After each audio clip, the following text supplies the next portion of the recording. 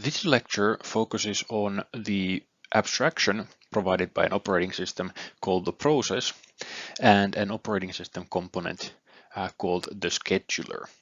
Basically, we look at how an operating system provides a virtual safe platform for application programs to run in.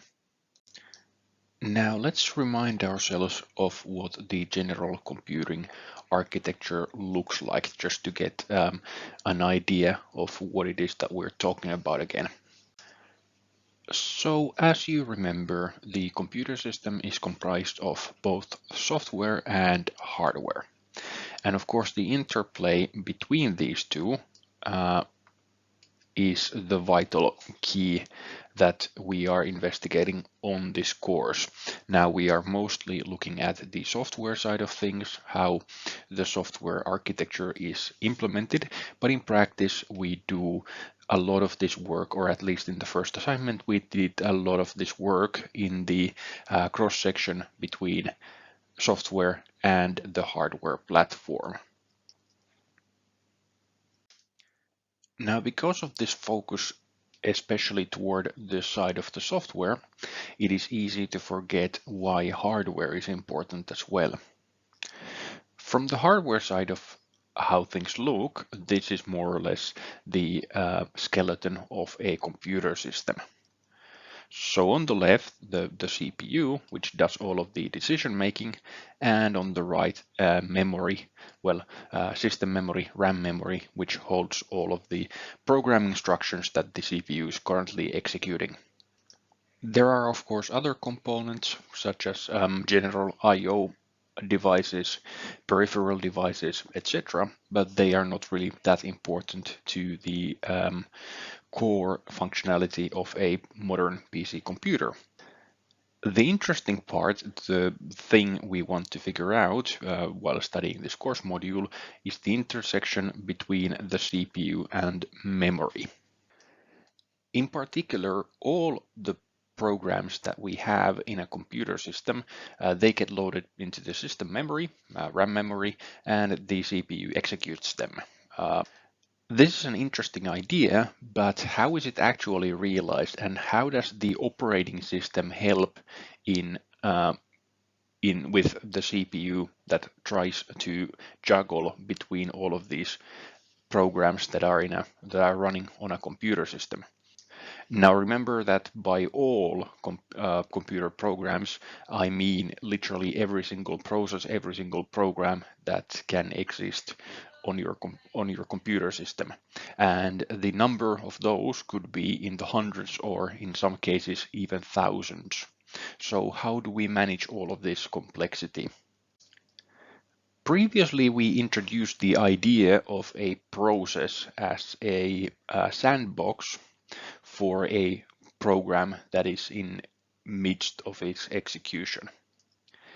So the idea is to differentiate between a program code and a process that is currently being executed by the CPU.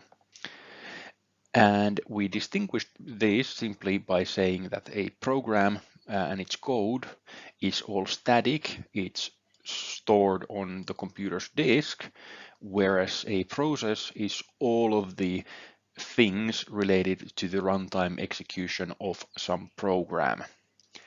And this gives us the notion of a process, which is the first tool toward understanding how the operating system manages the execution of all the computer programs.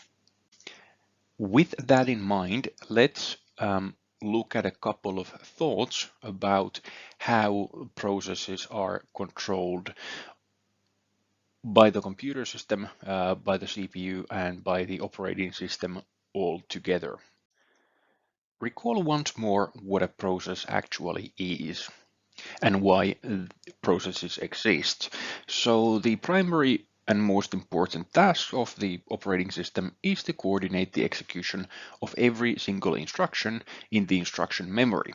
And of course, in the instruction memory, there are multiple computer programs, at least in modern computer systems. Because there are multiple programs, in real life, this is a very hard task. So we have not only multiple programs, but we could have multiple users doing different things. There could also be different input-output devices running at the same time. So how is all of this complexity managed? Well, the idea behind this process abstraction is simply divide and conquer. We split this one difficult big problem into smaller little problems so that we don't need to deal with all of those problems simultaneously. We can deal with them one at a time. Also recall the idea that a process has two sides to it, the sequential execution of instructions and the state that the process currently is in. The bottom line with sequential execution is basically that there is no parallelism in a process. There is no parallel execution. All execution of all program code is sequential, meaning the CPU takes one instruction to be processed at a time. While in reality there of course are computers that are capable of processing multiple things truly parallelly, we limit ourselves to the discussion of sequential execution for a couple of reasons. One of them is simply sanity. It's easier to think of processes as purely sequential. And the second reason is, well, that's how operating systems have treated processes for as long as they have existed. That is basically how they work. And if we understand how this processes work with sequential execution of instructions, it upscales very easily toward processor architectures that can actually achieve real parallelisms. But for now, we think that all execution is sequential and not in fact parallel. Then we also had the state of the process. So that means all of the memory units, everything inside the RAM, registers, files even, everything that the process is currently using while it is being executed on the CPU. So everything that the process touches, everything that the process's execution affects is included in the state of the process. And these main features of the process basically distinguish the process from a program. So the process is the dynamic execution environment, everything related to running program code, while a program is simply some program code stored on some disk. The idea of a process is that it's an abstraction that provides virtualization for the programs. The core idea behind the process abstraction being that we basically virtualize all the hardware resources, that is the CPU and the memory. So in essence, we just give each process their own virtual processor and memory space to play in. And then these processes running programs play in their own sandboxes and do not have to know anything about what other processes are doing. The central idea here is that if we abstract away the whatever the programs need to run, then the operating system is only left with the task of dividing those physical, real computational resources among these virtual execution spaces. So again, the idea here is more or less divide and conquer. The other thing an operating system is then tasked to do is to basically offer an interface for programs to use this process abstraction. So you may have come across a concept called an API or an application protocol interface, or just an interface. The operating system needs to provide a interface for programs to access the process abstraction for one simple reason. Sometimes programs need to be able to spawn their own processes. It may not be very obvious at first why, but in practice this happens all the time. If you open a new tab in your web browser, what the web browser does is spawn another process and run the contents of that tab in its own sub-process. Something to keep in mind about this terminology, virtualization and processes. So when we are talking about processes on the operating system level, what we are actually talking about is parallelism and multi-processing. So the process abstraction provides us with seemingly parallel program execution and real-time multi-processing. And behind the scenes, how this is actually accomplished, it's through the interplay between processes, threads, and their synchronization. All of these things relate to virtualization or parallel processing. The flip side of the coin is then when we talk about sandboxing and isolation of execution, then we want to talk about the memory spaces of processes. And at that point, we are talking about the safety features that the operating system provides, how to keep different programs running neatly in their own memory spaces. So once again, the whole idea of virtualization, or the whole idea behind why do we need processes in the first place. We want to make it look like every process has its own processor and memory. Or at least we want to make each of those processes think or see their environment like this. Oftentimes, users or developers can see beyond that, but the individual running programs, processes, are none the wiser. Keep in mind, though, that in reality, of course, there are fewer processors than there are processes that need to run within an operating system.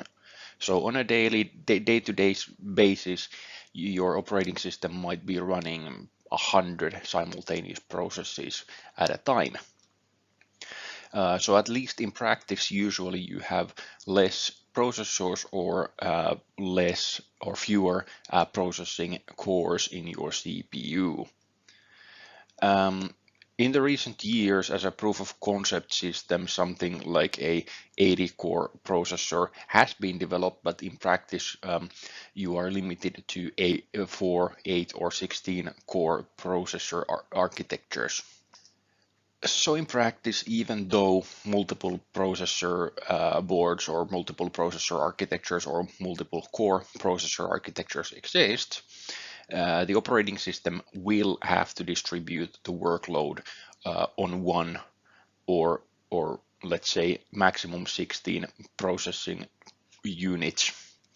And for simplicity's sake, it's probably better if we only consider that we have one single processor that has to take all of that workload. Because often that is also the reality, often all processes have to share that one single processor. So how is this task done? How do we divide processing time between processes? Well, usually in a operating system, there is one key component called the scheduler, which is responsible for dividing processor time between processes and deciding which process currently gets to be in execution. To understand how such a component, a scheduler, could be constructed, let's think about the fundamental problem here.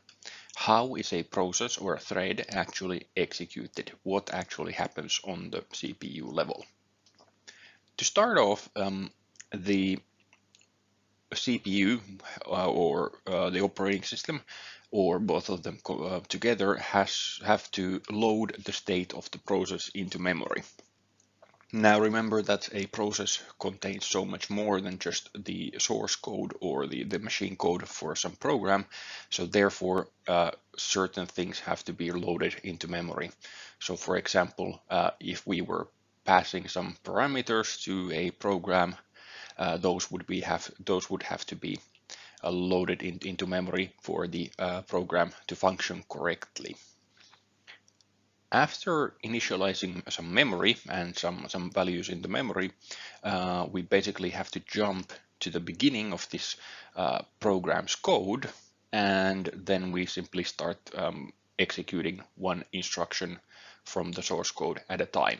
And basically that's it. There are no more steps. It sounds simple, and it turns out it's not a very complicated process.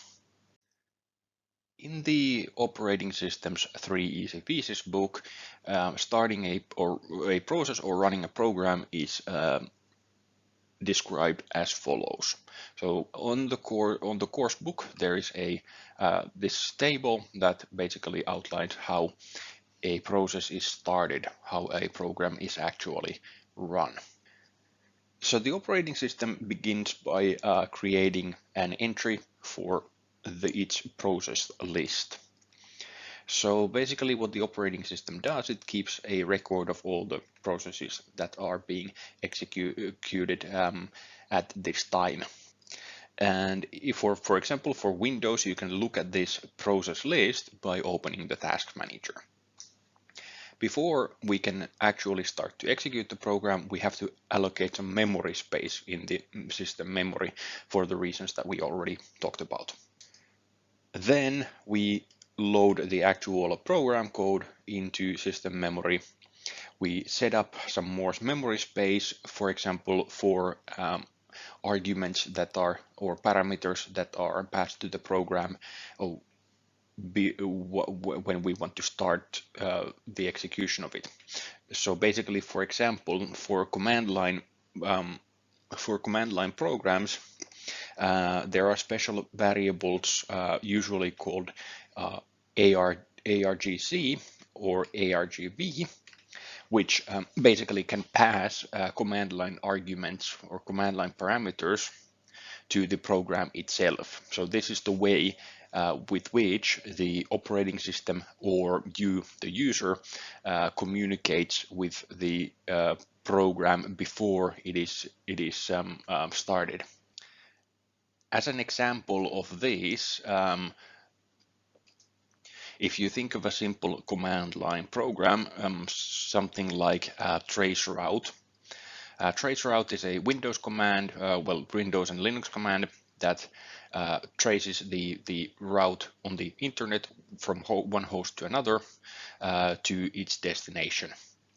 And basically you would use it by basically typing traceroute followed by whatever web host you want to connect to. In that example, traceroute is the name of the executable program, and then whatever web host's name you used, well, that would be stored in this argv variable, which typically is an array of whatever parameters was typed by the user to the command line. And again, that is just an example of how to pass information between the operating system that's starting some program and the program itself. The next step for the operating system would be to clear all the registers, those tiny little memory slots very close to the processor. And the reason for this is before some program is executed, it's important to clear the registers, because it's possible that some program that was running before was using those registers, and there may be some values that are stored in those registers.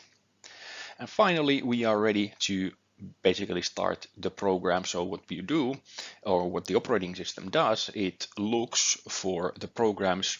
It looks at the program source code and finds whatever is the main function in that program. This is why usually when we write program code, we always have to define, or almost always have to define, a function called main, which is the entry point to the program.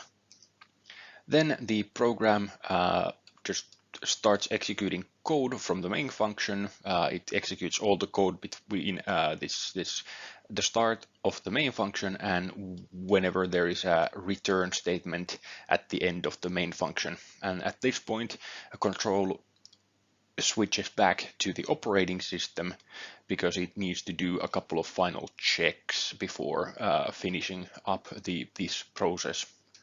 Those steps, namely being freeing the memory used by that process and removing this process from the process list as the execution or progress of that program is already completed.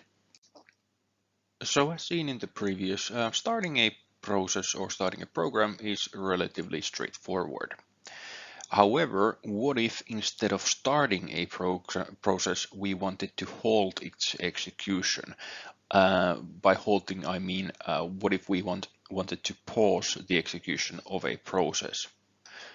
In other words, what if you want to interrupt a running process in the middle of its lifetime, in the middle of its execution? Now, this is an important question because that was the fundamental idea behind multiprocessing.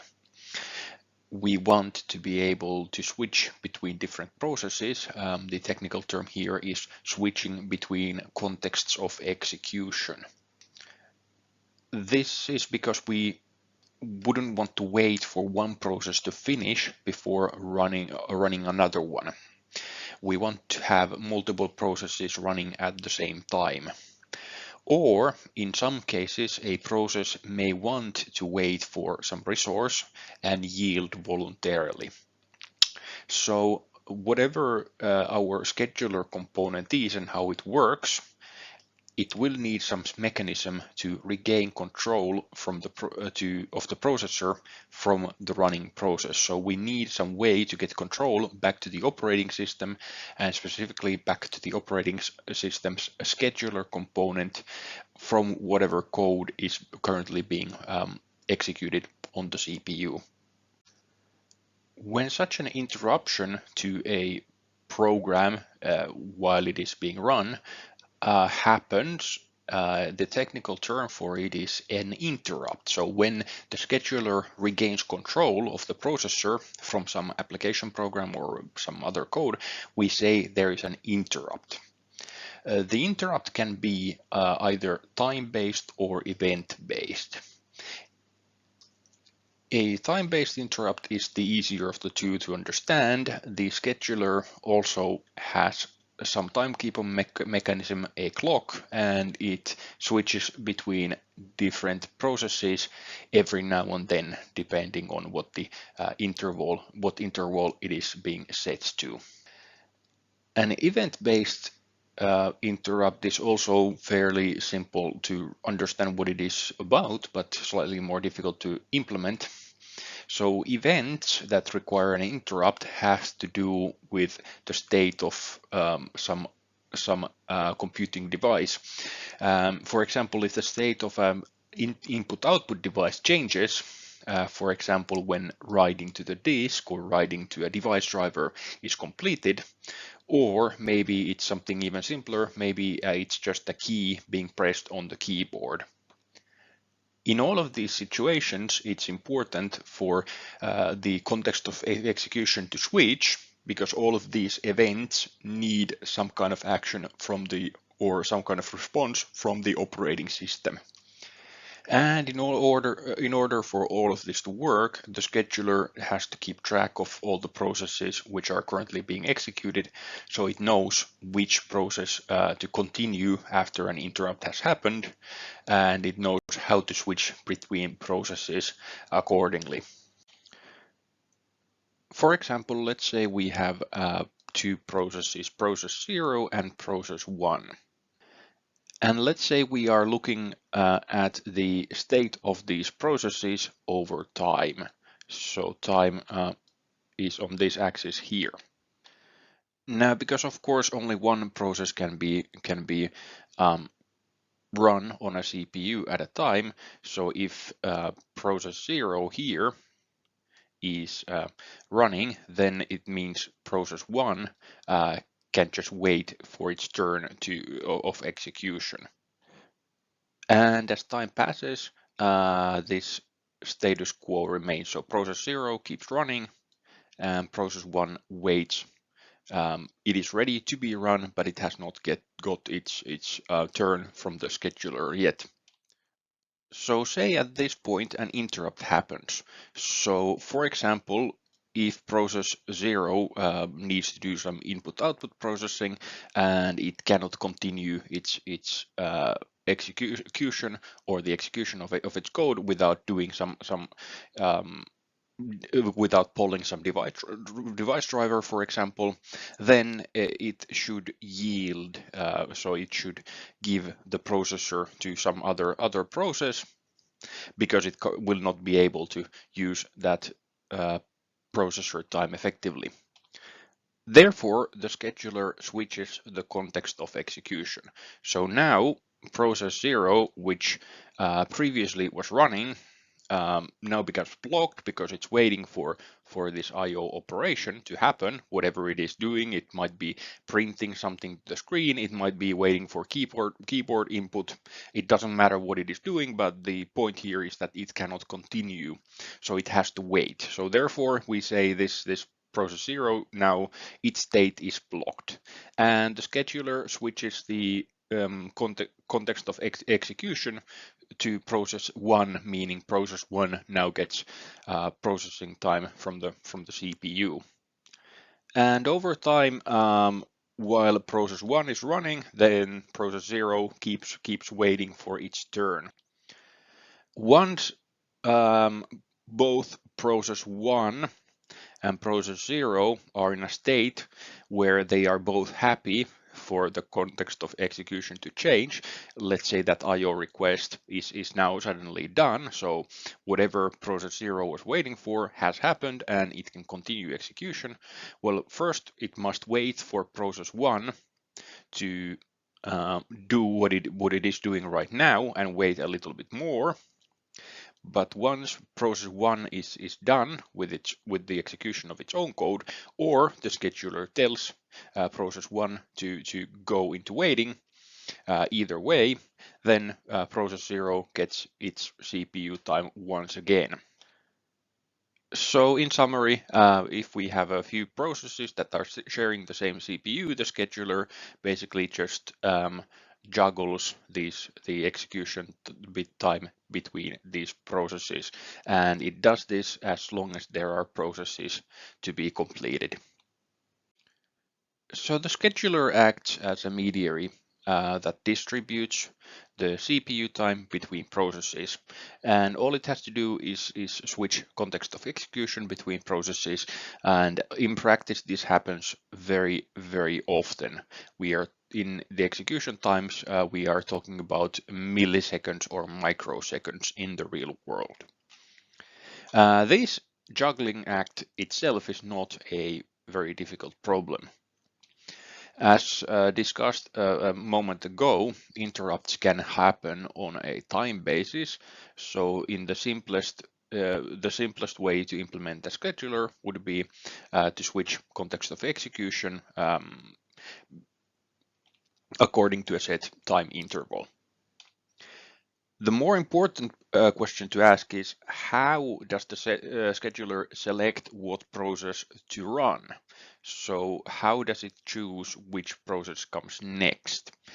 This is not a problem if there is just one or zero processes. It's an easy decision, there is nothing to do, or the decision is to run one single process. However, if there are more than two processes, that's when things become more difficult. And usually the solution to this problem, how to select the next process, is solved by using what is called a scheduling algorithm.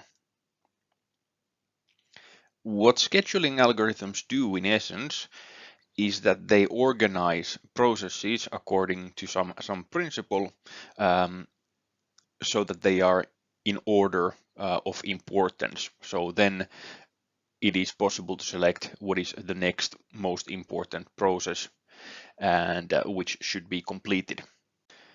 There exists some fairly well-known scheduling or decision algorithms. You may have come across these in introductory courses to computing, such as discrete mathematics or introduction to information processing.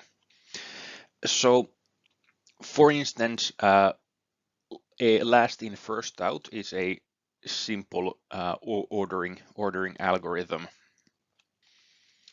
Basically, whichever item on a list has been added the latest, so whatever item came in last will go out first. First in first out is the opposite of last in first out, so whichever item came first also leaves this algorithm first. These kind of simple ordering algorithms could possibly work for a scheduler, but in practice these do not impose any sort of importance to the items on the list, so they could not be used for a scheduler. The same would come with some kind of first come first served or shortest process next or shortest remaining time next type algorithms. In fairness, these are all fairly simple algorithms if you know the principle which they are based upon.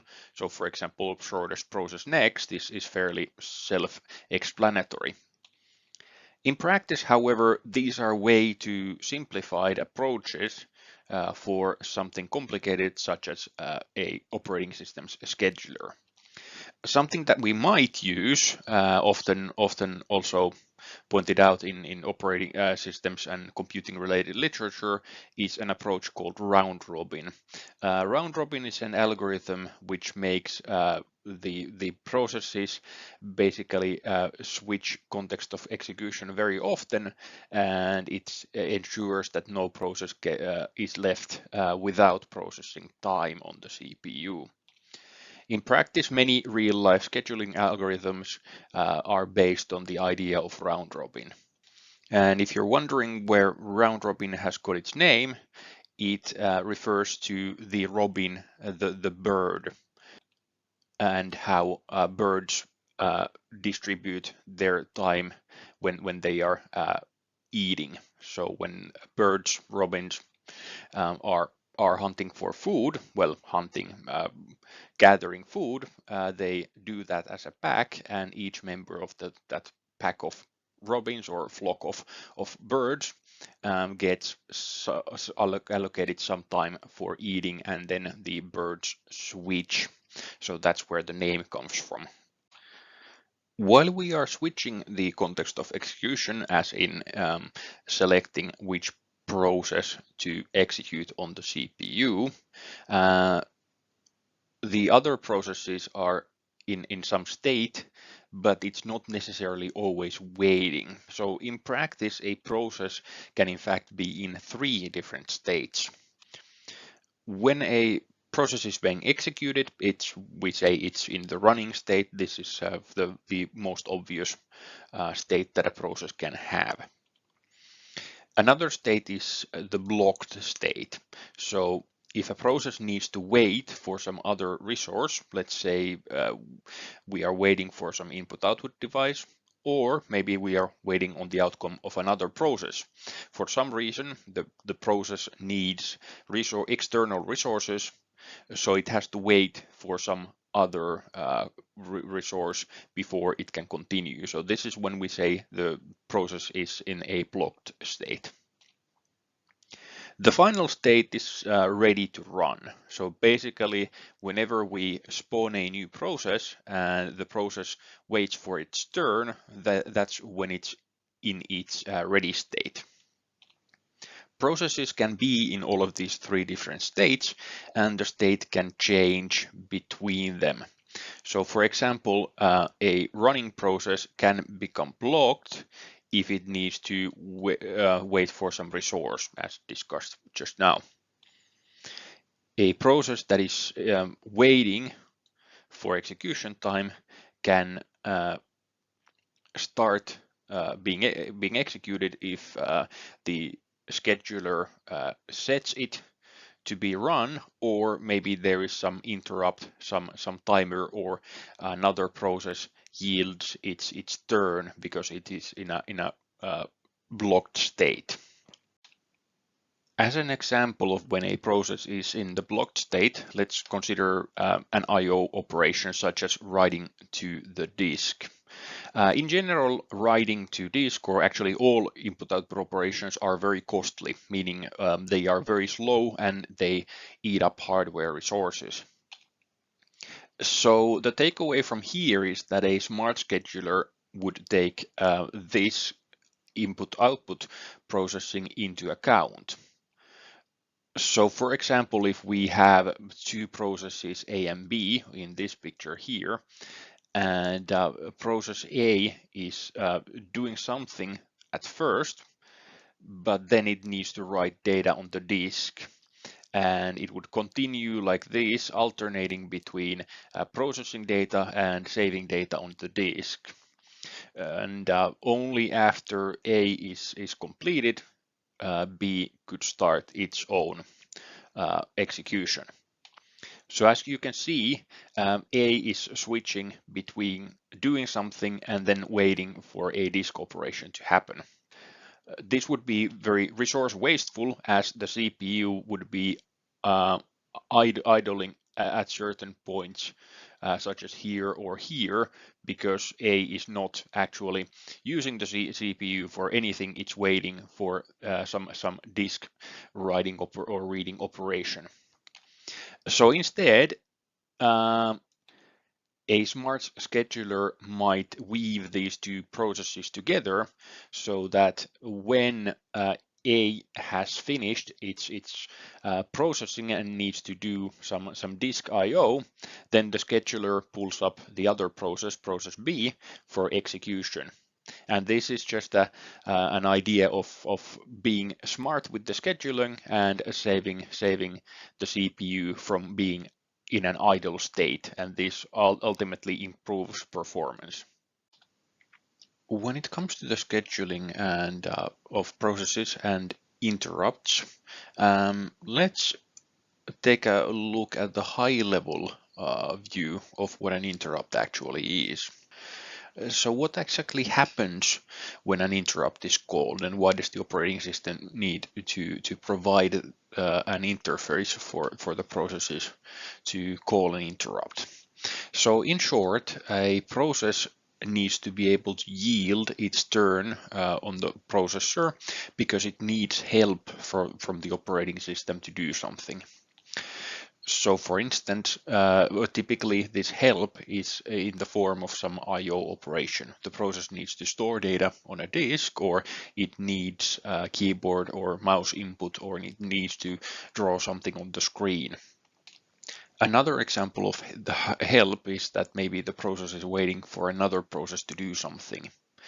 Or sometimes processes run out of their allocated execution time, in which case the operating system calls for an interrupt based on the timer. From the operating system's standpoint, this means that we need to be able to do something on the process level and something in the operating system level. So those I/O requests, or whatever that interrupt is for, needs to be done in what is called kernel mode in the Unix operating systems, or privilege mode generally in operating systems. Kernel mode is something that is monitored by the operating system and not by the process which is running at the time. So basically what we do when an interrupt is fired is that we switch from the user process to one of the operating system processes. And this allows the operating system to do something, and it helps sandboxing the user processes and provide a little bit more security for the processes, so that a single process cannot influence the operation of the whole operating system. Generally, how an interrupt is triggered is that while the user process is doing something, it needs help from the operating system. So you would call some system function, such as writing to a disk or opening a file handle. This in turn triggers what is called a trap mode in the operating system.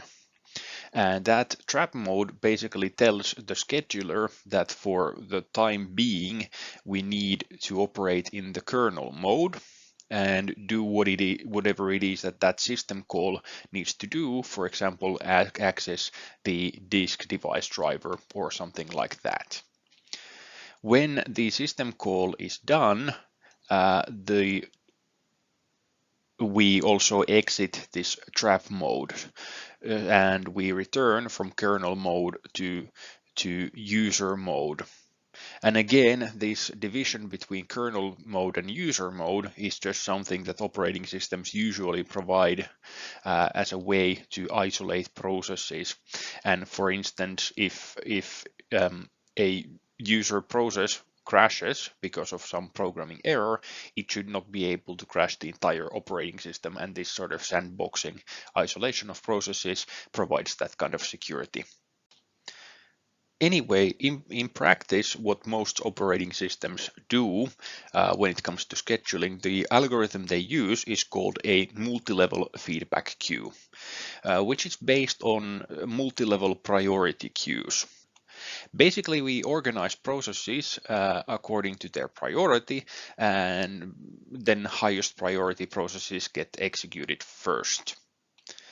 Processes themselves with the same priority get processor time divided using the round robin algorithm. So basically, just switching for based on a timer. If a process uses all of its allocated time, then it drops down one privilege level. So priorities also change during time, and everything starts out with the highest priority.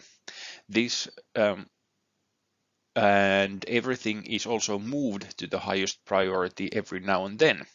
That basically ensures that every single process gets done at some point, and at the same time, low priority processes get longer processing time slots, so they get to be longer in the execution to try to ensure that they finish at some point. The use of the multi-level feedback queue basically means that interactivity of the processes remains high. Short processes get done very quickly. Some processes which require which are more computationally heavy, meaning they need more processing time, they fall back down in the queue and they remain in the background. They are run or executed when there is nothing more urgent in the way. And the idea of lifting processes back up every now and then guarantees that all tasks eventually get some processing time and all processes get the chance to be completed at some time. Then, of course, we should remember that in reality, we sometimes have multiple processors. So scheduling is basically the problem of making multiple processes work on one physical processor. But of course, in reality, we might have multiple processors. So if that is the case, then we simply decide, or the scheduler gets to decide which processor to use for the different processes. If one processor has an uneven job load, then the scheduler can just move processes between queues of different processors. And different operating systems implement this in different ways. So as to how to select which processor to use for different processes. But then again, this is a relatively easy problem to solve. The hard problem is to solve scheduling for one processor. So what should be the takeaway of all this discussion about how scheduling of processes works? Basically, if this all is so straightforward, which I mean, it isn't the easiest job in the world, but we have devised different strategies to solve these problems. So it's relatively straightforward. Why are we dedicating a whole lecture to discuss it? Well, the problem is about scheduling that the scheduler decides how to deploy processes independently, meaning there is no program code, not in the process level or in the operating system level, that controls how processes are deployed and in which order are they executed. That means there is no way to determine in advance in what order are the processes going to be executed. We don't even know when processes are executed, even if they are processes of originating from the same program. Every process needs to be allocated a slot for processing, otherwise it will starve to death. On the other hand, constantly changing the executed process, the process that is executed on the CPU wastes computational time. And also the scheduler really doesn't care what the processes are actually doing. The user might be able to distinguish one process as more important than the other, but the scheduler has no way of knowing that. And even if a process is doing something important, it can be interrupted anyway, because the scheduler does not understand semantics. It doesn't know what the individual processes actually do. We can illustrate the problems of scheduling processes by bringing processes into the real world, by making them be something more tangible. And that is where a story about two dysfunctional roommates comes into play. In this story, there are two flatmates, person A and person B. These roommates have agreed that their fridge should never run out of milk, or if milk runs out, then whoever notices this has to go to the corner shop and buy some more milk. And this is basically because for some complicated reason, both of these roommates cannot live without milk. Again, this is probably not the most relatable example in the world, but it works very well for illustrating some of the problems when it comes to scheduling and processes. So in the computer context, imagine these people, person A and person B, are processes that share a common resource, which in this case, in the real world, is milk. Anyway, the story goes that person A is at home. They look into the fridge and notice they are out of milk. And as per their contract with their roommate, he or she goes to the shop, buys some milk, and arrives back home and puts some milk in the fridge. Now, in the real world, this probably would not make as much sense, but in the context of a computer process, here's what could happen. So while person A is in the shop, person B comes home. And at that time, when person A is at the shop, B looks into the fridge, notices that there is no milk, goes to a corner store to buy some milk, and when B arrives home, he or she notices that there is now double the amount of milk. And why this is problematic, if this were to keep going, then the fridge would be full of milk, which is of course the problem in this story. So in the end, this system that these two roommates had, the system to control a shared resource, their intent was to make sure that this resource never runs out, but they have inadvertently bought too much milk for their household. Again, in the real world, this might sound a bit insane, but if you think about these people, instead of actual people being computer processes and milk being a shared resource, computing resource, then you will start to see what this story tries to illustrate. So how could we stop a milk crisis from happening? Let's look at some of these boundaries of this problem.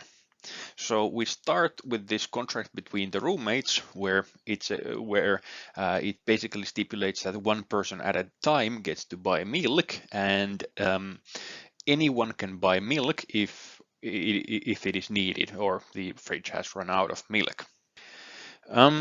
What if, to try to solve this problem, both roommates going out independently and buying milk, what if we left a note on the fridge door saying, I am out buying milk, therefore if the roommate happens to come home while the other person is in the shop, they will notice the note on the fridge door and not pop out to the shop to buy milk themselves.